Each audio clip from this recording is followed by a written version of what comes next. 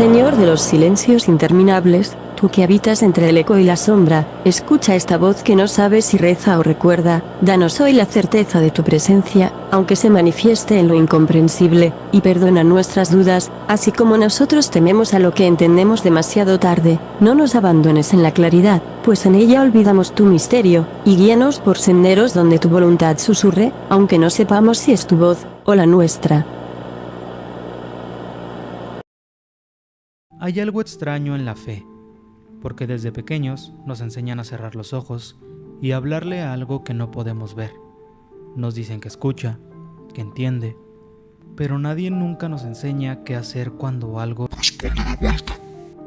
Porque creer no es lo mismo que entender, y confiar tampoco es lo mismo que saber. Así que dime, si algo te contestara cuando estás completamente solo, ¿cómo sabrías que realmente es Dios? El miedo a lo divino no es algo nuevo. De hecho, es probablemente uno de los miedos más antiguos que existen.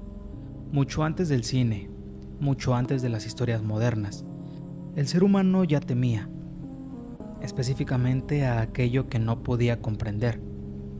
Dioses que castigaban, entidades que observaban, presencias que no podían ser vistas pero sí sentidas, y sobre todo a las reglas. Reglas que no siempre eran claras, pero cuyas consecuencias eran absolutas.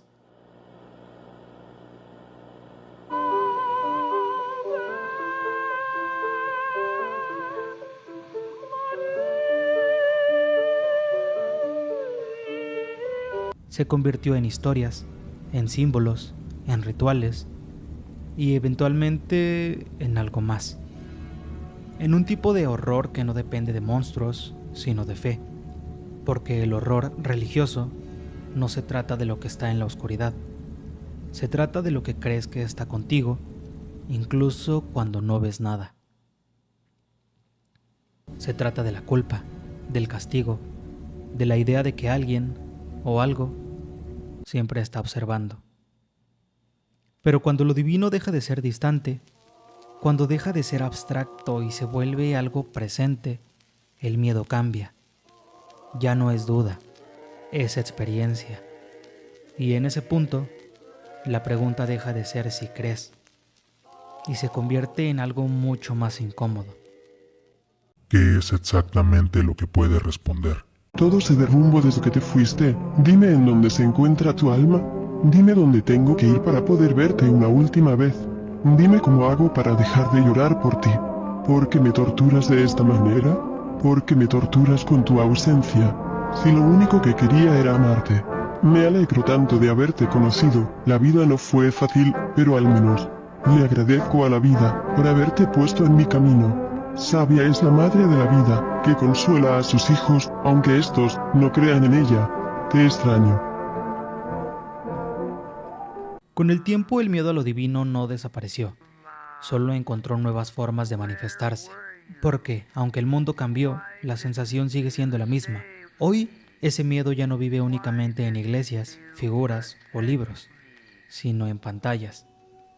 Y es que es un tipo de horror que se ha colado incluso en el horror analógico, un tipo de terror que imita transmisiones viejas, cintas olvidadas, mensajes que nunca debieron ser encontrados. Pero lo más inquietante no es su estética, sino lo que insinúa. Porque muchas de estas historias no muestran demonios, muestran algo peor.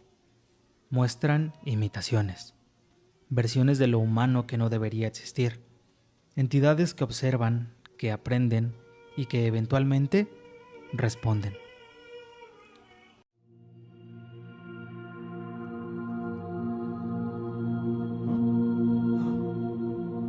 Don't be afraid. I bring good news of great joy for you and all people. Tonight, your Savior was born in David's town. He is Christ, the Lord.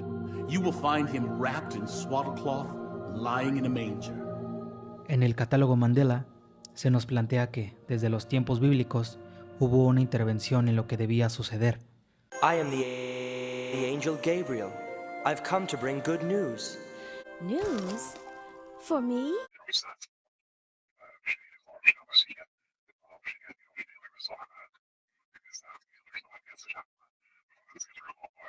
Whatever God wants, I will do. Un ente se hizo pasar por el arcángel Gabriel y dio mensajes aparentemente divinos. I will fool the shepherds. I will know their greatest fear. I will know your greatest fear. Wake up, Joseph. Wake up, wake up, wake up, wake up, wake up, wake. A partir de esto se sugiere que, desde el origen del cristianismo, la fe ya había sido alterada por un falso mensajero de Dios.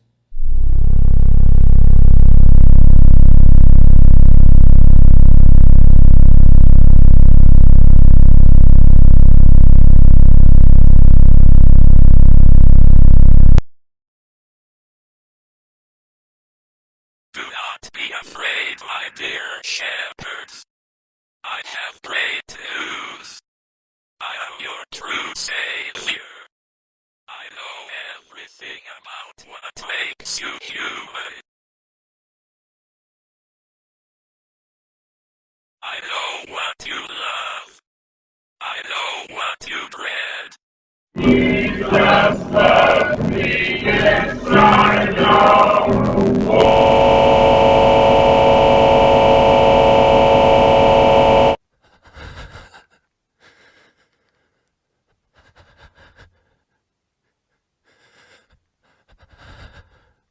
Con el paso del tiempo, la historia se traslada al mundo moderno, donde comienzan a aparecer entidades llamadas alternos, seres que imitan a las personas y que están tan fuera de la comprensión humana que, al interactuar con sus víctimas, las saturan con información imposible de procesar, lo que provoca un colapso mental conocido como MAD. Metaphysical awareness disorder is a fatal mental illness that has been making a sudden return in recent months.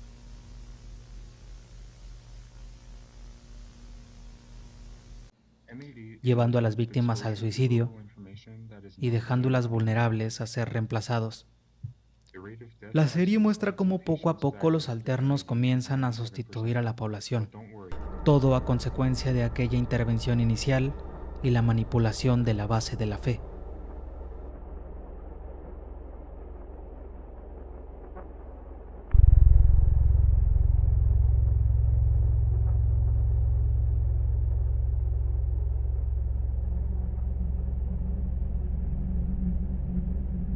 Lo que nos lleva a algo aún más inquietante, que lo que la humanidad siempre ha considerado como sagrado podría haber sido solo una mentira.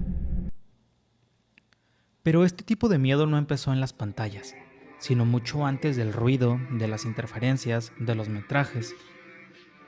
Ya existían historias donde lo divino respondía, historias contadas como milagros, como actos de fe, como algo aparentemente bueno, pero que, al verlo de cerca, solo te hacen sentir incómodo.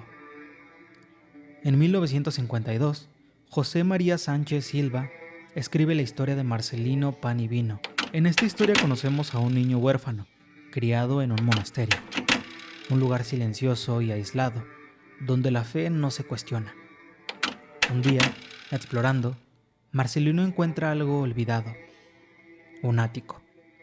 Un ático donde, en medio de todo, reposa una figura, un Cristo de tamaño real, inmóvil, observando.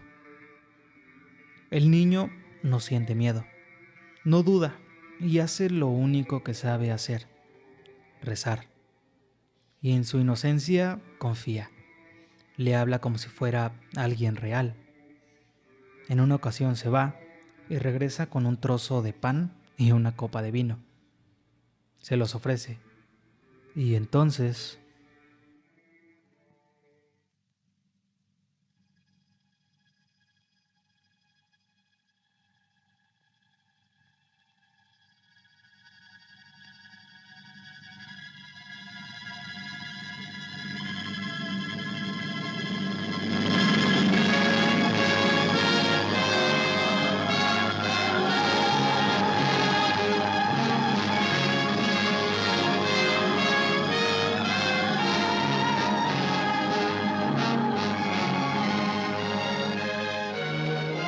Y desde ese punto se nos plantea que ya no es solo una imagen, sino una presencia.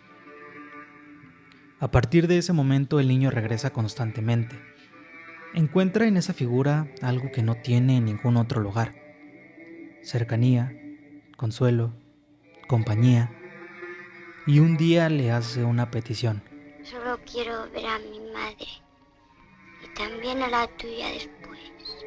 ¿Y quieres verlas ahora? Sí, ahora. Tendrás que dormir. A lo que la figura acepta, quitándole la vida.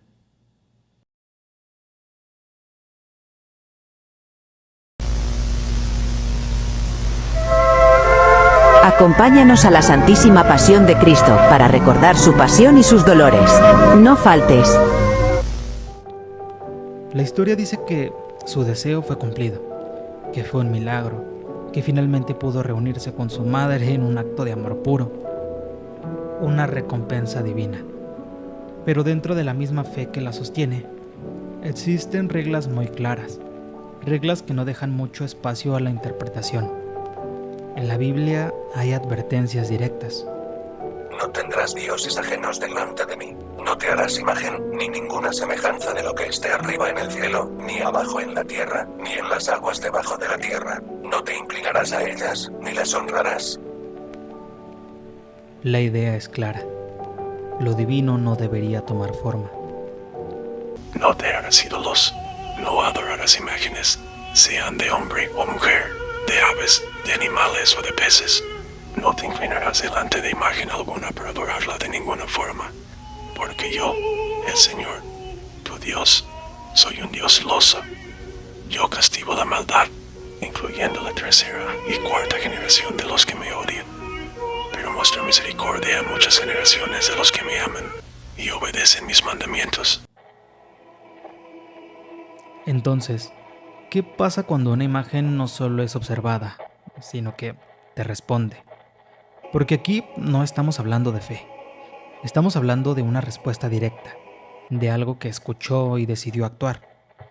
La historia dice que fue Cristo, pero si seguimos las propias reglas que esta fe establece, esa respuesta no debería haber ocurrido. Y si no debería haber ocurrido, entonces la pregunta cambia.